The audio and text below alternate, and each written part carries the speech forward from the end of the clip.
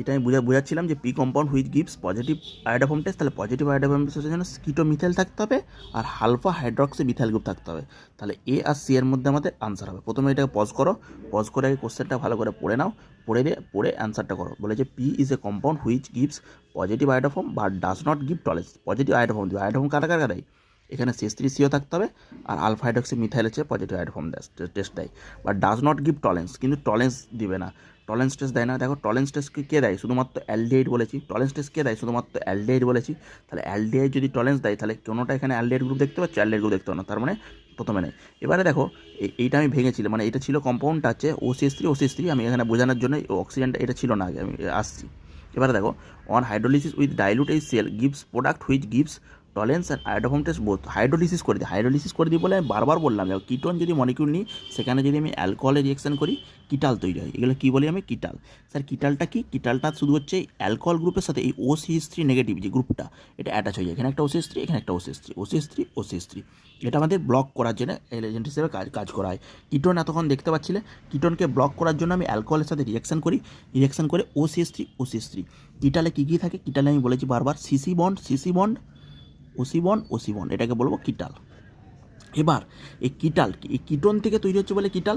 যদি আমি এখানে অ্যালডিহাইড নিয়ে নিতাম, মানে অ্যালডিহাইড মানে আমি যদি মনে করো এখানে অ্যালডিহাইড মানে আমি যদি এটা পরিবর্তে একটা হাইড্রোজেন নিয়ে নিতাম, তাহলে আমাদের কী হচ্ছে আলটিমেট দেখো তো CH3CHO, মানে এটা অ্যাসিটালডিহাইড তৈরি হচ্ছে। তাহলে অ্যাসিটালডিহাইড যদি তৈরি হয় তাকে বলবো অ্যাসিটাল। এর যদি আমি তৈরি হতো, মনে করো এখানে একটা হাইড্রোজেন হয়ে যেত, তাকে বলবো একই জিনিস, সেটাকে শুধু বলবো আমি নামকরণের ক্ষেত্রে অ্যালডিহাইড, অ্যাসিটাল। সেরকমই আমি যদি এখানে দেখো এখানে বন্ডটা ছিল, এই অক্সিজেনটা ছিল না, এখন কম্পাউন্ডটা দিয়েছিল এইটা, আমি আগের ভিডিওতে দিয়েছি, এখানটা আরও ভালো করে বোঝানোর জন্য এই ভিডিওটা করছি। OCH3 এবারে এইটা যদি আমি রিভার্ট ব্যাক করতে চাই, মানে এই অ্যাসিটালডিহাইডের সাথে অ্যালকোহলের রিয়েকশন অ্যাসিটাল বা কিটাল, আবার রিভার্ট ব্যাক করতে গেলে আমাদের HCl দিলে ব্যাকে চলে আসে মানে অ্যালডিহাইডে চলে আসে। সেরকম এই যে এই বন্ড দুটো ব্রেক করেই তাই পরে এটা আলটিমেট কী মলিকুল ছিল, এটা মলিকুলটা ছিল অ্যালডিহাইড। এই অ্যালডিহাইড মলিকুলটা ছিল, তারপরে OCH3 এই জন্য যুক্ত হলো। এবার বোঝাতে পেরেছি, দেখো OCH3 আলটিমেট ছিল না, তারপরে যুক্ত হলো। তার মানে মলিকুলটা কী ছিল, এখানে আমি পেনটা চাপা দিয়ে দিলাম, তার মানে কী ছিল, CHO ছিল, গ্রুপটা কী ছিল, আমি মনে করো এই দুটো চাপা দিয়ে দিলাম, তাহলে ছিল হচ্ছে CHO। তারপর আমি অ্যালকোহলের সাথে রিয়েকশান করে মলিকুলটা গেইলো আমাদের এই OCH3 তাহলে মলিকুলটা ছিল কি, মলিকুলটা ছিল হচ্ছে CHO, ছিল হচ্ছে CHO।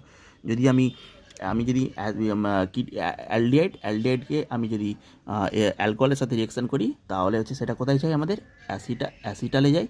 তাহলে অ্যাসিটালকে যদি রিভার্ট ব্যাক করি, অ্যাসিটালকে রিভার্ট ব্যাক করলে অ্যাসিটাল থেকে আমাদের অ্যালডিহাইড থেকে অ্যাসিটাল যাবো অ্যালকোহল দিয়ে রিভার্ট ব্যাক